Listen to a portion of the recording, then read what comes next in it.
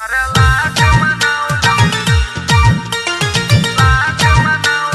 मुनिया के माई।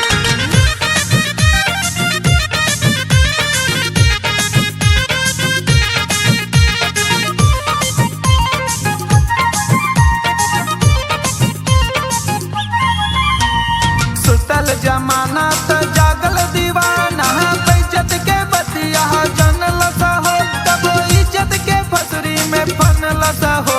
अरे लाख मनौलत मुनिया के माई, दीवाना तनको न मनल सा हो। अरे लाख मनौलत मुनिया के माई, दीवाना तनको न मनल सा हो।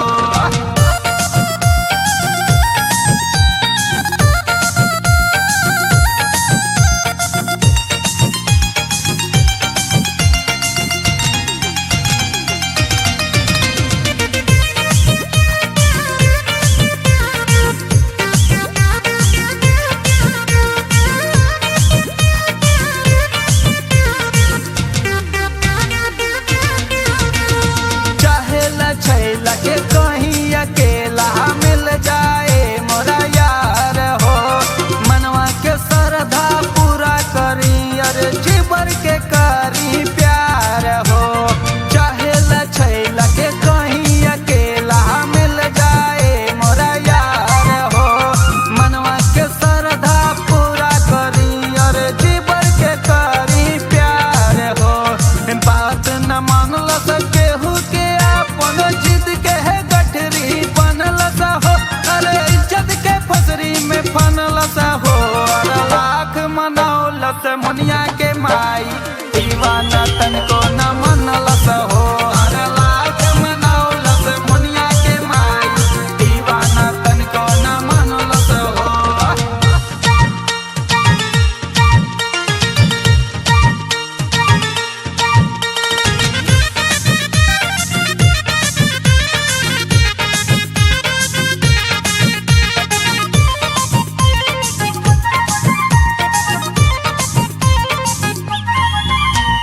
देखलसिया गाड़ी तनी पिछाड़ी, घरे में घुस गइल हो।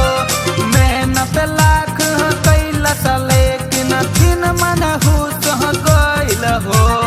देखलसिया गाड़ी तनी पिछाड़ी, घरे में घुस गइल हो। मेहनत लाख कैलस लेकिन फिन मन हुस गइल हो। मेहनत कैलस छूटल पसीना, यही से धोती सनल सा हो, अरे इज्जत के फसरी में फनल सा हो। अरे लाख मनौलत मुनिया के